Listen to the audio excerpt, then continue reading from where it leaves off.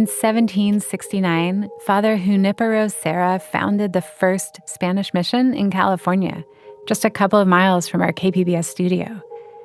Back then, California was home to an estimated 300,000 indigenous people, where for centuries they had been farming, hunting, trading, making music and art, and creating complex cultures deeply tied to the land.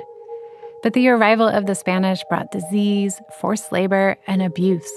Then came the gold rush, where California's governor called for a war of extermination against the indigenous people. By 1900, only 16,000 remained in the state, a staggering 95% reduction. This was the California genocide. My name's Ethan Banegas. I'm from the Barona Band of Mission Indians, also part of the Kumeyaay Nation. I'm a professor at San Diego State and a father, brother, family member, community member to many. Ethan is the lead writer of a Kumeyaay comic book that published late last year. He worked on it with a team of other educators and Kumeyaay historians. It doesn't just celebrate the Kumeyaay's rich culture and traditions, it tells their story, from their ancient roots in California to the centuries of injustice and resistance that followed. These are all things that have played a huge role in Ethan's life, but have been largely overlooked outside the reservations. There was an occasion during my thesis for my undergraduate history paper, and I wanted to do it on Kumeyaay history. And another student next to me did hers on the gold rush. Mm-hmm. This is like the aha moment for me, because I remember telling her and my teacher and everyone else that the gold rush is not something that should be celebrated. That was the beginning of the California genocide, perhaps the worst demographic disaster in history, California Indians. So we do our research, we come back, and she tells me I'm wrong. Okay. She tells me like to your face? Yeah. Uh-huh. She tells me I'm wrong. And my teacher's sitting there, and she's got a doctorate. Because we experience the California genocide when we're young, as we get older, through our communities, through our trauma. So it is personal. And so here I am in a room being told that I'm wrong, and a professor not saying anything. Talk about really feeling alone. The comic is full of great, approachable illustrations and fascinating stories that seem primed for readers of all ages. But Ethan and his team are especially eager to see it used in classrooms. Teachers can even hang up pages as posters. Maybe then, when these topics come up, Ethan hopes that kids like him might feel seen.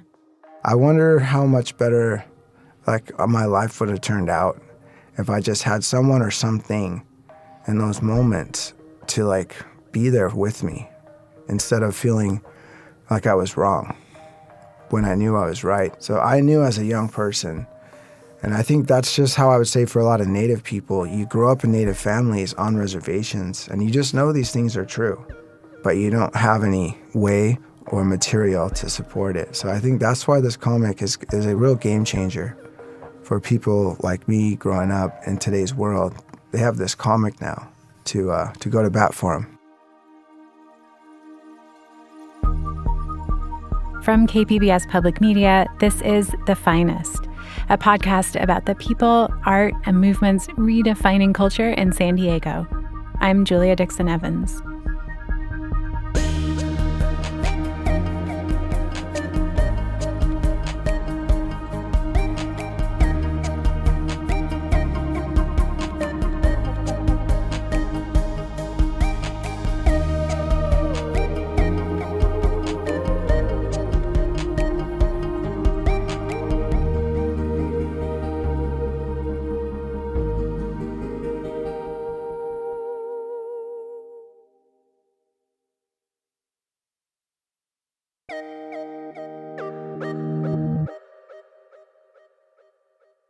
Ethan's comic book is separated into two parts. One is called Beyond Gaming, and the other, Our Past, Present, and Future.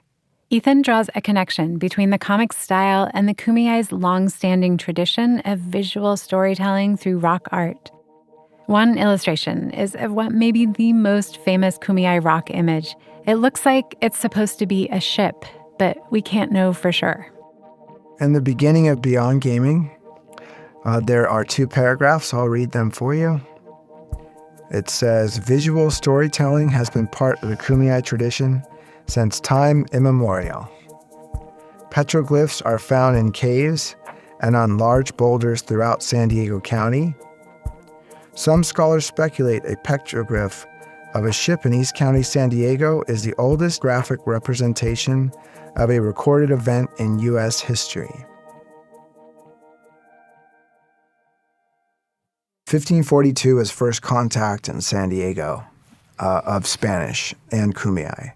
And so I thought it would be interesting to put this particular image of what appears to be Cabrillo's ship in 1542. It is highly debated. There's no way you'll ever know. Mm-hmm. And on it, I actually put a joke on here. So I have my daughter staring at her phone, and I tell her, what do you think?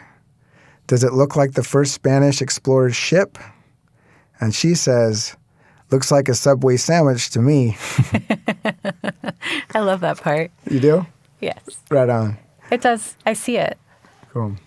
The sandwich or the ship? No, I see the sandwich too. Yeah. So I think it's a great introduction to the actual medium of comics. And we have rock art all over. Almost all tribes have petroglyphs. And so there's a lot more than people realize just in their own backyard. I heard on Cow's Mountain, for example, there was an astrological circle, to align with the stars. Mm-hmm. And people were just, I think it just got moved or trampled upon because they didn't know what it was. An image also is about imagination. When I think of this comic, one thing that it really opened for me was my imagination. And when you go to academia, for me, that right side of my brain started to die. That wants to create.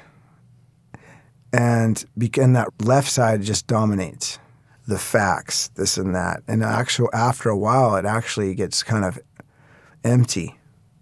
And that's what I felt with my career going forward, because I was just reading history books, doing that without using my imagination and my creativity. So when I look back at this comic and someone drawing in a rock, it's the same thing. Mm-hmm. They're using their imagination. Hey, I saw this ship. Here's a person riding on the rock. Maybe he's a runner that ran from the bay to the desert, and he's showing his grandpa, this is what the ship looked like. And then the whole village comes and looks at it, and they can now see kind of what he sees. An image can say 1,000 words. For example, we have a picture of the Mission Indian Federation, page 16 of Our Past, Present, and Future. There's just one little sentence. In 1919, a grassroots group called the Mission Indian Federation was formed to promote Native self-determination. And what I really like about this image and this movement is oftentimes Native Americans they're not represented in a way that they have their own agency. They create their own futures. And we shape our future just as much as the government does. So oftentimes history is written as we are victims, we are passive, and things just happen to us. But what I like about this page in general, as well as the Mission Indian Federation, is this is us creating and fighting for our own future. Mm-hmm. Sometimes it's futile and we lose. But even when you lose, you win. For example, my dad was at Alcatraz, and he's right here. He's right below that symbol, cutting a cake with his grandmother, Lenora Banegas. She's the original Banegas of Barona. That section in the comic reads, in 1969, Larry Banegas, who was a lifelong advocate for human rights, represented the Kumeyaay Nation during the occupation of Alcatraz, when 89 Native American protesters took over the abandoned prison on the island of Alcatraz to highlight ongoing broken treaties by the U.S. federal government. The early morning peacefulness of Fisherman's Wharf was shattered suddenly by the rhythmic beat of Indian tom-toms as American Indians representing the Blackfoot, Mohawk, and Sioux tribes gathered to claim what they felt was rightfully theirs, the abandoned federal prison, the island of Alcatraz, in the center of San Francisco Bay. It was a monumental event that Ethan feels is often misinterpreted by historians. So this was the beginning of the Red Power movement in 1969. And if you read books, it's often perceived as a failure because, okay, they took over the island. I think it was more than a year, and then they got removed, and that was it. But the truth is, the requests that they had for Alcatraz actually came to fruition in the form of tribal colleges. So our tribal college, called the Kumeyaay College, wouldn't exist without Alcatraz. Yeah. That's where I started. I teach at San Diego State now, but I cut my teeth at Kumeyaay College teaching history. So those are the type of things, those nuances, the details that get lost often. Actually, I used to teach Alcatraz was a failure because that's what I was reading. And then I realized, like, well, wait a second. You know, all these movements and all these resistance movements, they have some successes. You just have to find the silver lining.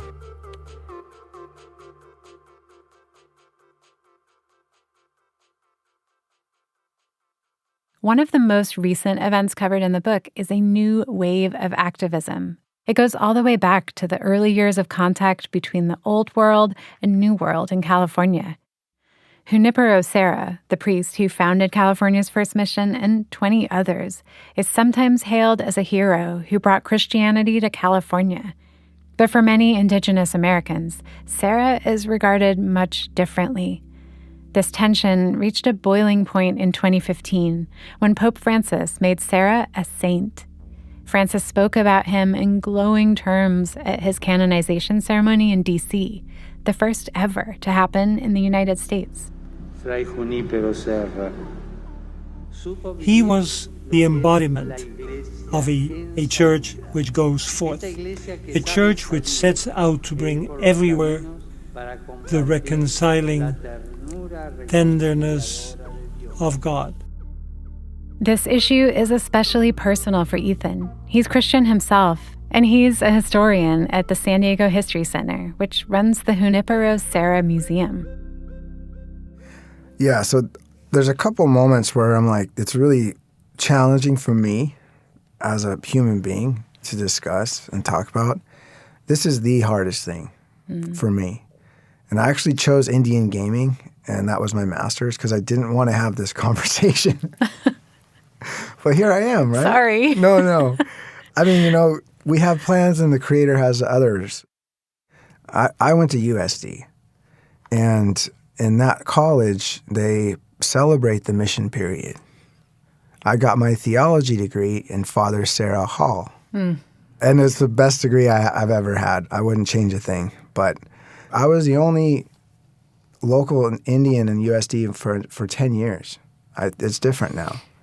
But I felt alone to begin with, and now I felt intellectually and almost spiritually alone. Because, like, I don't really fit in there, in that world. And the problem with USD and Catholicism in general is when you celebrate Father Sarah, you're missing the whole point that he participated in cultural genocide and actual genocide on California Indians. And Pope Francis beatified him in 2015. And we have all this evidence. The other thing I want to talk about is Father Quito of the Sonora missions. He did not believe in corporal punishment. He did not believe it was okay to whip Indians. And he's probably going to be made a saint soon. And the Indians there have a much better view of Father Quito. So it's important to have that as a context. But Father Serra did believe in corporal punishment. He whipped Indians on a regular basis. And Indians and people who are Father Serra apologists, they all agree on one thing. And this is that once you are baptized and brought into the mission, you are now not allowed to leave. So when they say that, it's like, well, wait a second. Isn't that slavery? And then they use terms like forced labor. It's like, I'm sorry, but semantics doesn't matter to Indian people. When you say you cannot leave and now you're forced to work for no money, that's a form of slavery, carceral labor, prison labor, etc. And one of the things that I learned in my research that was not very well known is Sherburne Cook of Berkeley discovered in the 70s, a really good professor, that almost all the missions had extreme food deficits. San Diego was the worst, at an average of 1,000 calories a day. Mm-hmm. They were pushed like beasts of burden.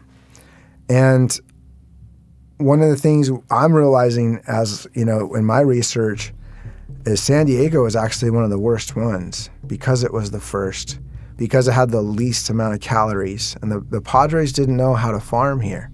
They were practicing agrarian techniques that could only be successful elsewhere. But what you have here is a disaster. And San Diego was an epic failure. The mission itself, it didn't have any baptisms for 1 year. So by the Padres' own metrics, it was a failure. If it was a disaster, if it was unsuccessful, if Indians were not getting baptized because they didn't want to, because you couldn't speak the language, if the Indians were also being starved and pushed to work too hard, how is Father Serra a saint? How does any of it make sense? And so the fact that Father Serra was canonized, there's only one explanation. And it's just like me sitting in that classroom, is no one was listening to the Indians. No one cared. The Pope didn't care. And now that we have a voice, and now that we have, and this is why gaming is so important, we finally have money. We finally have political power. We finally have lobbyists in Sacramento and Washington. Now you're going to hear our voice. The 18th century Spanish missionary is an unpopular figure among Native Americans. Members of the Kumeyaay Nation rallied outside the San Diego to Hall of Justice. Our tribe and most other California tribes will never accept the canonization of Serra. We will continue to research the truth about Serra and the missions, and we will make this information available to the public. And that's what this comic is about. This is our response to all that being silenced. Again, this is the hardest thing for me to talk about, but I feel like this is something I must.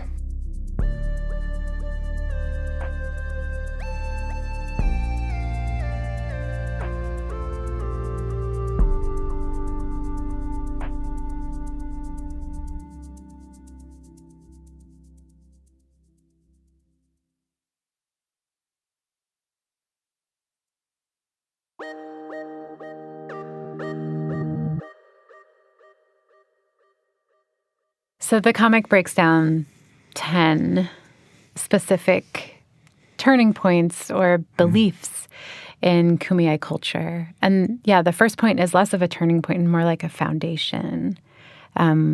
We have been here since time immemorial. Can you talk about the word choice there and what you mean by that?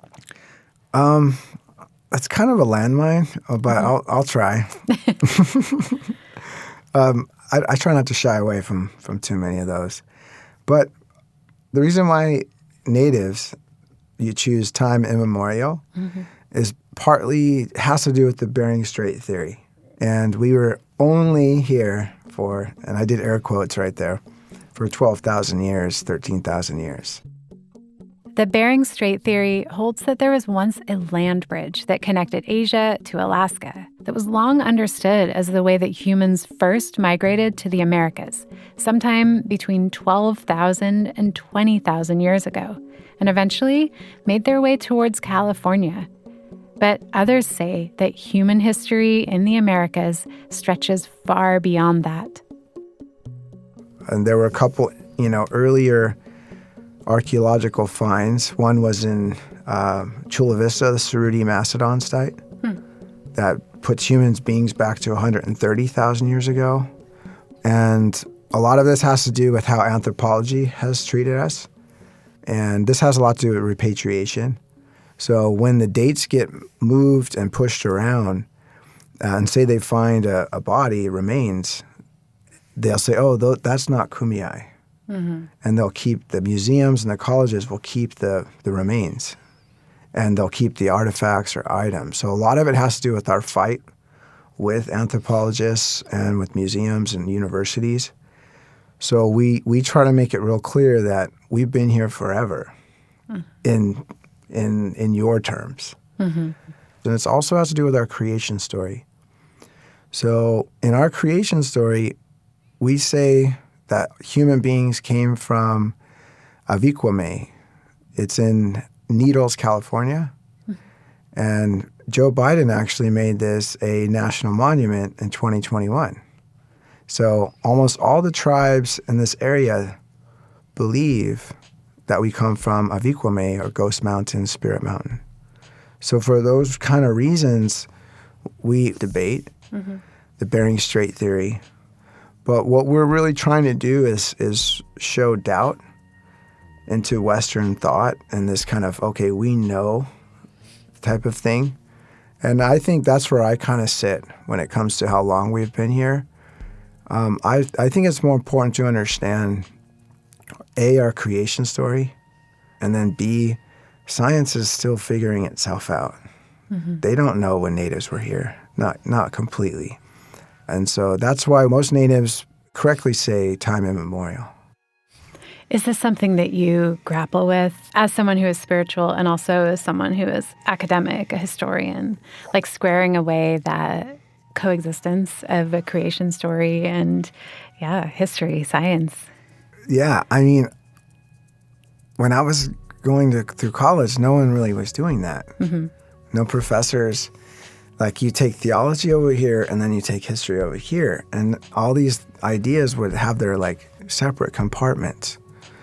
And one of the things I think about what makes Indigenous wisdom different is we don't do that. Everything's connected. It's bringing in Indigenous wisdom and theology and shedding light in a different way to make it more vibrant. Yeah.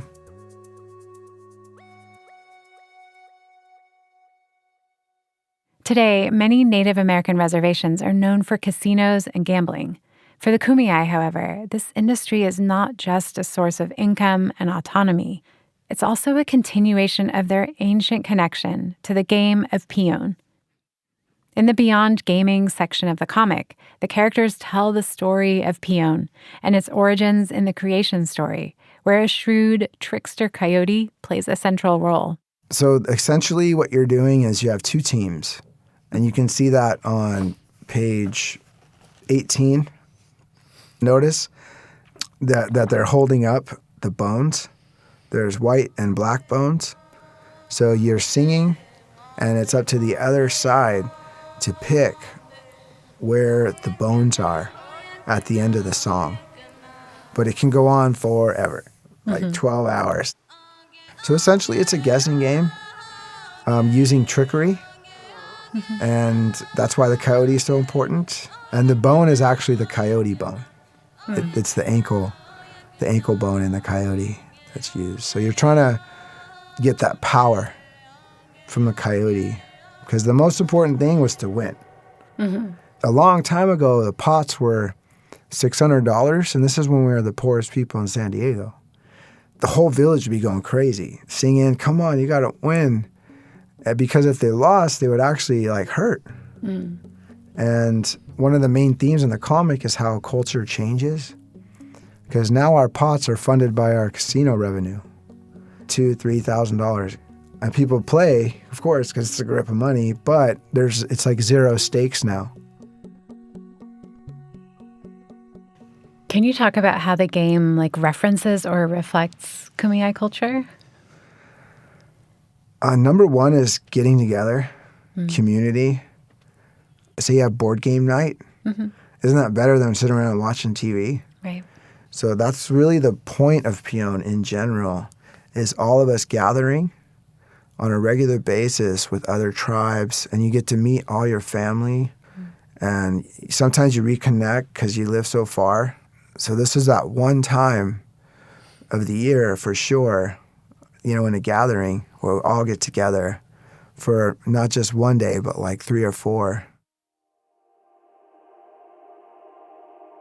Pion is part of a larger Kumeyaay culture revival.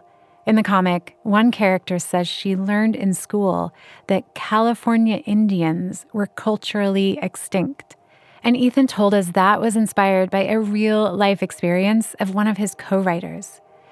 But Ethan, along with many others, is living proof that this idea is wrong. He notes, though, that due to the mission system, the Kumeyaay culture suffered more than other Southwest tribes like the Navajo, who still have a significant number of speakers of their language. Kumeyaay culture certainly never fully disappeared, and now it's growing. One example is bird song, a traditional kind of Kumeyaay singing. In the comic, it says that in the 1970s, there were only a few people in the world that could perform birdsong. Now there are dozens, performing at events and teaching it to others. The comic book celebrates and is also part of this cultural revival. And across the U.S. as a whole, there seems to be growing awareness for the issues Ethan raises. University of San Diego, for example, changed the name of Sarah Hall. It's now Saints Tekakwitha and Sarah Hall, honoring the controversial missionary alongside the first Native American saint. Yeah, I think it's a great time to be alive. We're working on our land acknowledgement right now at UCSD. We finally have a presence on campus. Whatever people may think of land acknowledgements, at least they know we're here. As far as our culture goes within our tribe, the bird singing is something that people want to aspire to at a young age. Mm-hmm. And so the way to measure the vitality of any culture or language is how many young people are doing it. So we did a comic release in Barona, and we had a singer, Donovan, and then he had 2 kids next to him. That gives me hope. Our college, so at Kumeyaay College, we have language classes, we have history classes. But as far as our culture goes, we are also having gatherings. And for example, this Beyond Gaming, the setting is in 2007 when our traditional gathering came back to Barona. Both comics are actually connected inside one book, one printed upside down at the end of the other. The central page is shared between the 2 stories, set at a gathering as a group stands around a fire. The comic reads, "The reason why we need to bring back our ceremonies, our gatherings, and our games, past and present together, make a strong, resilient future. Only this can heal our people." What it is there's a lot of leaders in our community, not just Barona, but all over, who are starting our ceremonies, who are starting our gatherings. So whoever wants to, you can seek them out and they'll teach you. So I think it's a very hopeful moment for us. And this comic is part of that, yeah, right? Absolutely.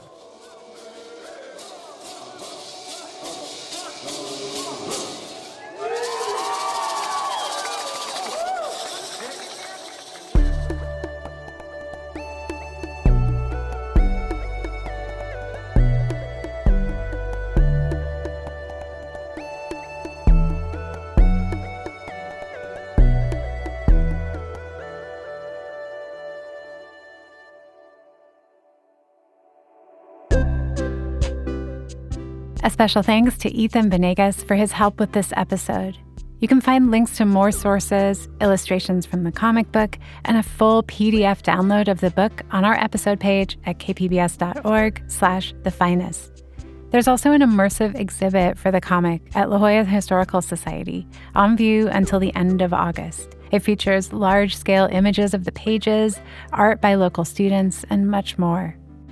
Thanks so much for listening. If you enjoyed the show, please leave us a rating on Apple Podcasts or wherever you listen. It really helps new listeners discover the show. And best of all, if you can think of anyone in your life that might like The Finest, please share it with them. Next week on The Finest, we hear the story of 3 friends who grew up in Southeast San Diego during an era of rising crime and aggressive policing. In art, they found an alternative to gang life, but in their case, staying out of trouble landed them in it. I open it up and it's the police, and I'm like, oh. They come in, they take everything, they take my old pictures, my old yearbooks, anything that was tagged on.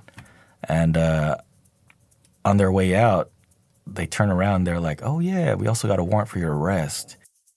The Finest is a production of KPBS Public Media. I'm your host, Julia Dixon-Evans. Our producer is Anthony Wallace, who also composed the score.